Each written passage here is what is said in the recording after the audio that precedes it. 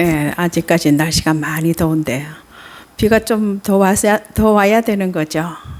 그래도 비가 한 줄기 와가지고 좀 시원하기는 한데 가물기도 하고 비를 기다리고 있는 것 같습니다. 오늘은 우리 교단 총회 110회기 교단 총회를 앞두고 교단에서 정한 총회 주일입니다. 이 시간 함께 예배하는 여러분들에게 하나님이 은혜와 평강 주시기를 바랍니다.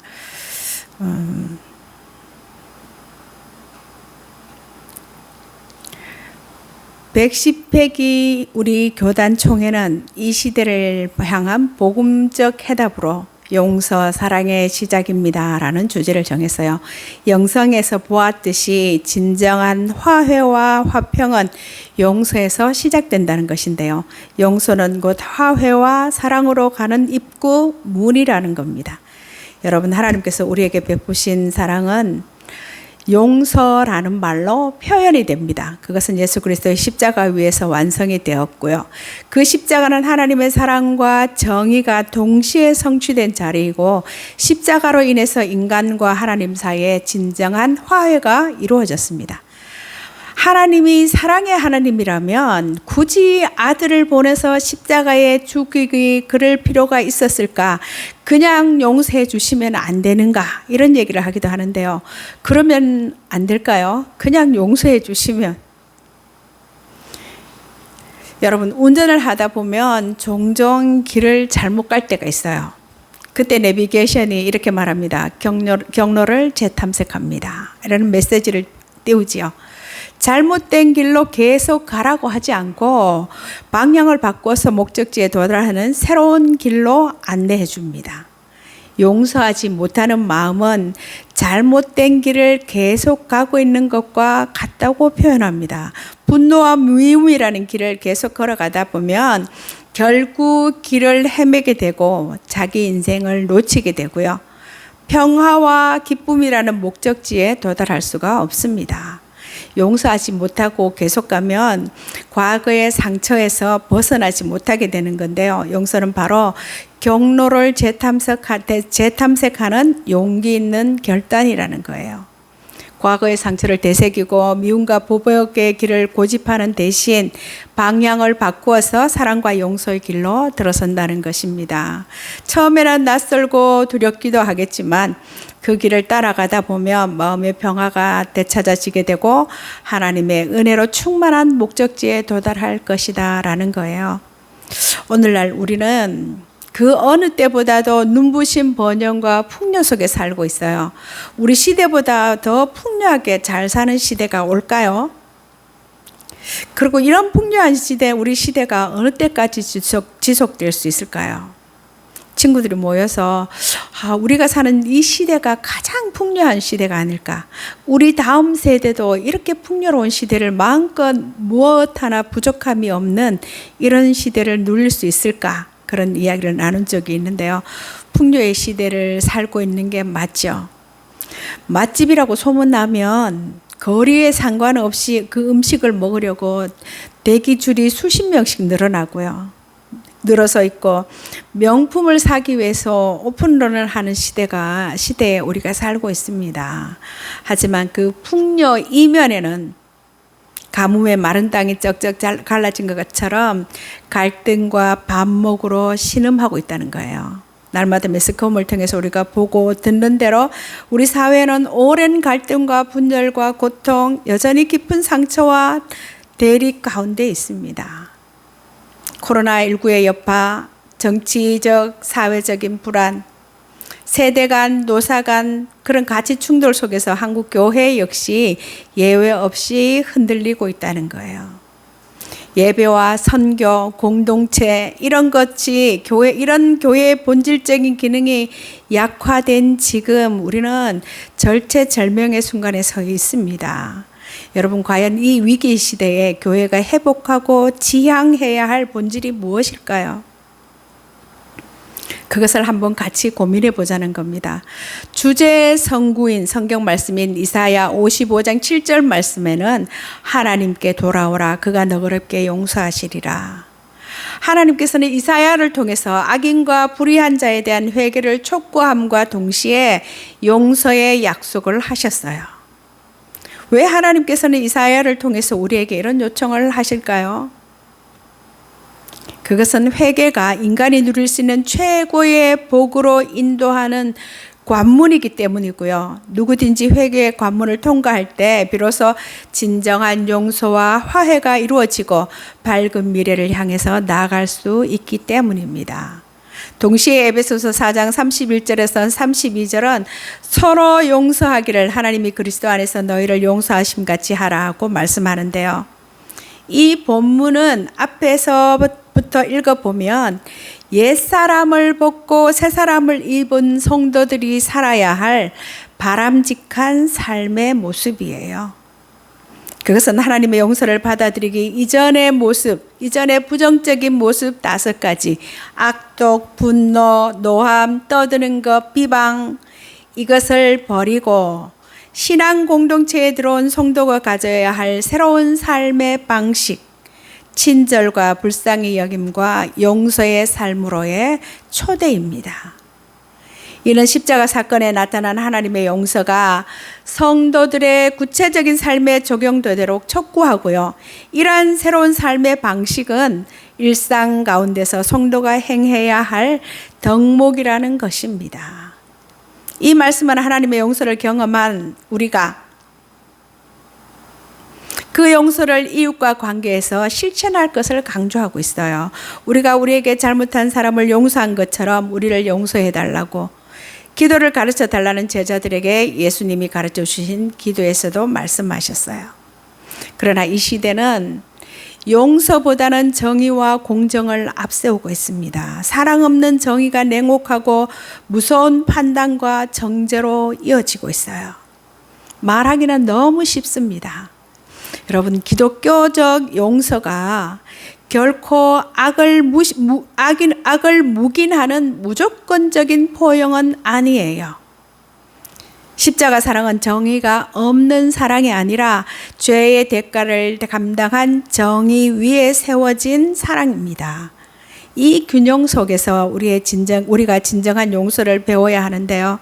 여러분, 교회가 세상에서 신뢰를 잃고 복음이 그 설득력을 잃어가고 있는 오늘 우리는 어떻게 해야 할까요? 하나님의 말씀은 하나님께로 돌이키는 것, 다시 회개의 자리로 돌아가는 것이 회복의 첫걸음이라고 외칩니다. 하나님께서는 지금 우리에게 시급히 회개와 용서의 삶으로 돌아오라고 부르시는데요. 십자가는 반목과 갈등을 넘어 화해와 용서, 사랑으로 나아가는 길을 제시해주는 이정표입니다. 여러분, 교회인 우리는 다시 그 십자가 앞에 서야 합니다. 용서를 주고받는 그 자리에 진정한 평화와 화해가 꽃피게 될 것인데요. 이것이 바로 교회의 사명이고 복음의 본질이에요.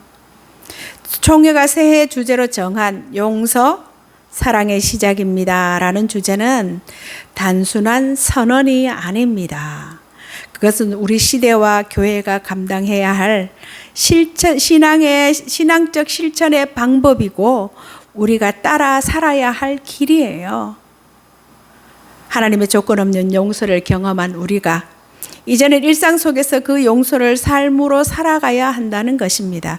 가정에서, 공동체에서, 교회 안에서, 사회 안에서 먼저 손 내밀고 상처를 감싸며 하나님의 사랑을 구체적으로 드러내는 자리로 나아갈 때 비로소 교회는 세상의 빛과 소금의 사명을 회복하게 될 겁니다. 여러분, 용서는 선택이 아니라 제자의 마땅한 도리이고 하나님 나라를 향한 첫 걸음입니다. 한국 리서치 2024년 조사에 따르면 10명 중에 8명 이상이 갈등이 심각하다고 느낀다고 응답했어요. 이러한 갈등은 정치, 경제, 이념, 거의 모든 영역으로 번져나가 적대적인 감정이 팽배해 있다는 거예요. 더욱 가슴 아픈 것은 세상의 소음과 분쟁이 거룩한 공동체의 심장부까지 어지럽히고 있다는 사실입니다. 유명한 팀 켈러 목사님은 센터 처치라는 책에서 교회가 세상의 문화를 무조건 배척하거나 반대로 무분별하게 수용하는 양극단의 위험을 지적하고 있어요. 오늘날 한국 교회는 세상의 갈등 구조를 그대로 답습하며 그 양극단의 위태로운 줄타기를 하고 있는 것은 아닌지, 마땅히 세상의 상처를 싸매고 분열된 것을 이어주는 화해 공동체가 되어야 할 교회가 그 역할을 잘 감당하고 있는지 돌아봐야 한다는 것인데요. 만약 그렇지 못하다면 그 원인은 무엇일까요? 그 근본적인 원인은 우리가 복음의 핵심 진리인 용서와 사랑의 능력을 상실했기 때문이라는 겁니다.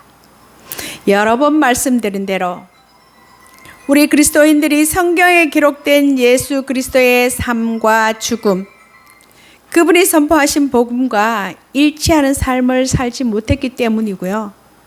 다시 말하면, 한마디로 말하면 교회가 교회답지 못했고 성도가 성도답지 못했기 때문이라는 거예요. 이사야와 사도 바울의 간절한 외침을 통해서 용서, 사랑의 시작이라는 총회주일 메시지를 중심으로 몇 가지를 생각해 보고자 합니다. 먼저 생각할 것은 용서의 시작은 십자가 앞에 서는 것에서부터 출발한다는 것입니다.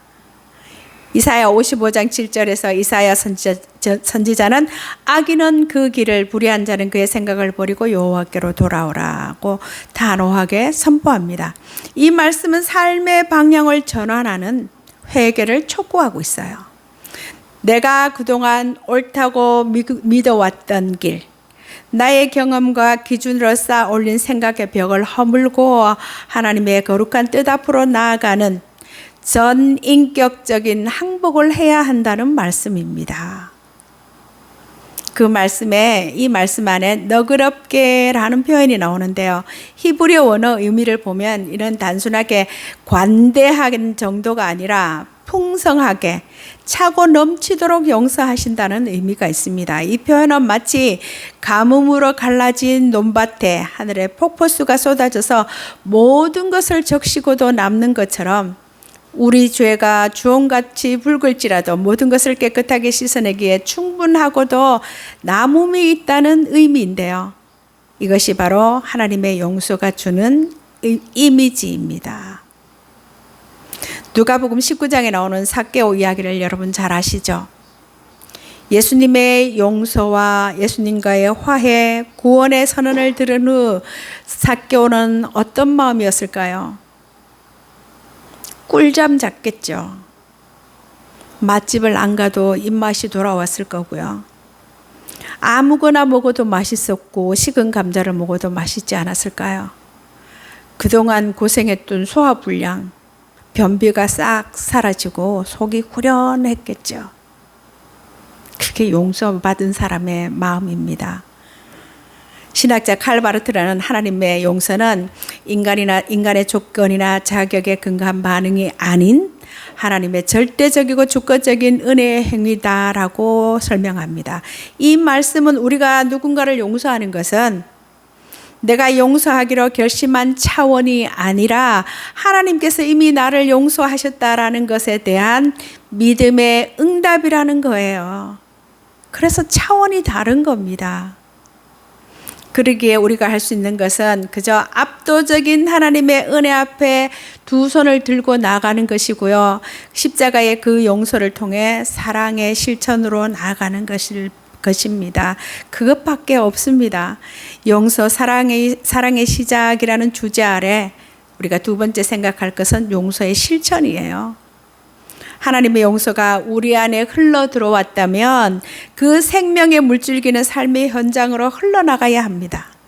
사도 바울은 에베소서 4장 31절 32절에서 용서의 실천을 위해서 우리가 무엇을 뽑아내야 하고 무엇을 채워야 하는지 구체적으로 이야기하는데요. 먼저 뽑아버려야 할 독처는 악독, 노함, 분냄, 떠드는 것, 비방하는 것, 악의. 이것은 공동체를 파괴하는 치명적인 독소입니다. 그리고 이 독초를 뽑아낸 자리에 바울은 친절과 불쌍히 여김이라는 약초를 심으라고 권면하는데요. 여기서 불쌍히 여기다라는 것은 상대의 아픔을 나의 아픔으로 느끼고 그 연약한 처지를 깊이 헤아리는 마음이에요. 공감이라고 할 수도 있고 역지사지의 마음으로 상대방의 신발을 신어보는 것. 미로슬라브 볼프라는 학자는 배제와 포용이라는 책에서 화해는 용서를 통해서 시작되고 용서는 하나님의 사랑 안에서 이루어진다. 진정한 용서는 나에게 상처를 준 가해자를 내 삶에서 지워버리는 배제가 아니라 그를 위해 내 안에 기꺼이 공간을 만들어주는 행위다라고 역설했습니다. 나를 향해서 창을 던진 사람을 복수의 대상으로 보지 않고 하나님의 치유와 긍휼이 필요한 상처 입은 존재로 바라보는 것이고요. 내 마음의 한 자리를 내어주는 의로운 결단이 바로 불쌍히 여기는 마음이고 이것이야말로 용서의 구체적인 실천이라고 말하는 거예요. 여러분, 마음의 공간을 만들어주는 결단을 통해 용서와 사랑을 구체적으로 실천하는 은혜가 있기를 바랍니다. 마지막으로 에베소서 4장 32절을 같이 다시 한번 읽어볼까요? 서로 친절하게 하며 불쌍히 여기며 서로 용서하기를 하나님이 그리스도 안에서 너희를 용서하심과 같이 하라. 아멘. 용서의 완성은 그리스도의 십자가를 본받을 때 가능하다는 겁니다. 오늘 말씀 마지막 구절은 용서의 삶을 완성할 수 있는 모든 동력과 기준이 압축되어 있어요. 그 말씀 안에 압축되어 있습니다. 여기서 중요한 핵심은 하나님께서 용서하심 같이. 스티븐 체리라는 사람은 그의 책 용서라는 고통에서 인간의 용서와 하나님의 용서는 다르다. 우리는 하나님처럼 완전하게 용서할 수는 없지만 용서하는 마음을 갖도록 노력해야 된다라고 표현하고 있어요. 우리의 용서는 하나님의 용서의 빚진 자로서 마땅히 걸어야 할 순종의 여정이라는 것입니다. 해도 되고 안 해도 되고 내가 좀 괜찮아서 하는 것이 아니라 하나님의 용서의 빚진 자로서 마땅히 걸어야 할 순종의 여정이라는 것입니다. 또 톰 라이트라는 신학자는 그리스도인의 용서를 하나님 나라의 현재적 실현이라는 관점에서 설명합니다. 하나님 나라를 지금 살아보는 거라는 거예요. 우리가 서로를 용서하는 것, 그것은 단순히 과거의 잘못을 덮어주는 행위를 넘어서 이 땅에 하나님 나라의 새로운 질서, 즉 화해와 생명의 질서를 가져오는 예언자적 행위다라는 거예요. 얼마나 놀랍습니까? 여러분, 십자가는 악에 대한 하나님의 궁극적인 승리이고 용서를 통한 새로운 창조의 시작점이 됩니다. 우리가 그리스도께서 용서하신 것 같이 용서할 때, 그리스도께서 하신 것 같이 용서할 때 우리는 이 위대한 하나님 나라 건설에 동참하는 청지기가 되는 겁니다. 여러분, 이 시간 우리의 마음을 한번 볼 수 있기 바랍니다. 아직도 용서의 빗장을 풀지 못한 채 미움과 분노라는 감옥에 갇혀서 고통하고 있지는 않은지, 세상에 대해, 사회에 대해 무거운 짐을 얹고 떠얹어서 버거운 짐을 지고 있지는 않으신지, 우리는 그 무거운 짐을 내려놓아야 합니다. 억울함, 분노, 수치를 다 보고 계시고 다 아시는 하나님이 계시잖아요. 오늘 이 시간 그 모든 아픔과 상처, 원망과 분노를 십자가 앞에 내려놓고 주님께 이렇게 아뢰봅시다. 주님, 십자가의 그 은혜를 부어주십시오. 십자가의 은혜로 용서할 수 있는 힘과 용기를 주십시오. 기도하며 용서의 손을 내밀 때 얼어붙었던 관계의 강이 녹을 것이고요. 우리가 서로 불쌍히 여기며 포용할 때 우리 교회가 비로소 세상의 어떤 아픔과 상처도 치유할 수 있는 화해 공동체가 될 것입니다. 여러분, 용서는 과거의 아픔을 보상받는 행위가 아니라 현재와 미래의 나를 위한 선택이에요. 왜냐하면 용서가 평화와 기쁨을 다시 회복시켜 줄 것이기 때문입니다. 어떤 영화에서 그랬어요. 용서는 너의 인생을 위해서, 너의 인생을 너 자신의 인생을 살기 위해서 해야 하는 것이다. 누구를 위해서 하는 것이 아니라 나 자신을 위해서 하는 거라는 겁니다. 여러분 매일 성경 데살로니가 전서 묵상 잘 하고 계십니까? 바울이 데살로니가 교회에 이렇게 편지했어요. 하나님을 기쁘시게 하는 것을 배웠으니 힘쓰라는 거예요. 여러분 배움은 알고 있음이 아니라 살아냄입니다. 살아내는 거예요. 그것이 배움입니다. 그래서 하나님 우리에게 단순한 지식을 넘어서 배운 대로 행하기 위해 애씀이 요구되는 거예요. 여러분 하나님의 백성은 하나님의 부르심에 맞게 살아야 하는 사람들입니다. 무엇을 하든 어떻게 하든 그것이 마음의 문제든 실천의 문제든 그 방향성은 분명하죠. 하나님을 기쁘시게 할 것에 대한 고민이에요. 하나님과 관계가 깊어질수록 더 깊이 알게 되는데 돌려 말하면 하나님을 더 깊이 알수록 관계가 더 깊어지고 더 살갑게 살게 된다는 거예요. 삶이 되는 일은 한순간에 되지 않는 긴 여정입니다. 그것을 교육학에서는 학습이라고 하는데 학이 습이 되기 위해서 오랜 시간이 걸려야 된다는 거예요. 그래서 삶이 되는 일은 한순간에 되지 않는 긴 여정입니다. 우리가 꾸준히 애써야 되는 길이에요.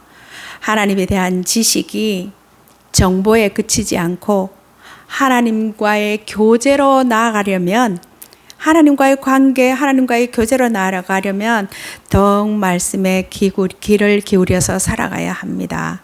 바울이 데살로니가 교회에게 바라고 기도한 것처럼 서로 잘 협력하고 서로의 짐을 져줌으로 우리 교회가 든든히 세워져 가기를 기도합니다. 우리가 모두 이 용서와 사랑의 원리를 삶으로 살아내서 무너진 우리의 삶을 회복하고 우리의 가정을 세우고 깨어진 교회를 회복시키는 은혜가 있기를 간절히 소망합니다. 더 나아가 이 땅에 하나님 나라를 아름답게 심어가는 평화의 사도들이 되기를 바랍니다. 오늘 학생들과 예배하면서 그런 말씀을 나눴어요. 성공이 뭔가? 어떤 시인이 이렇게 말했습니다.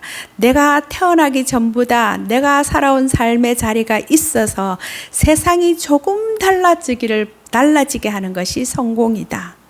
내가 살아온 흔적을 남기는 것이 성공이다. 그렇게 시인이 노래했습니다. 살아계셔서 지금도 역사의 주인이신 하나님이 우리 아버지시고 우리와 함께 계십니다. 그래서 우리가 그런 삶을 살아갈 수가 있습니다. 그래서 하나님이 우리에게 그런 명령을 주셨고 그런 사명을 주셨어요. 하나님으로 인해서 여러분의 삶에 많은 증거들이, 많은 간증들이 있기를 바랍니다. 기도하겠습니다.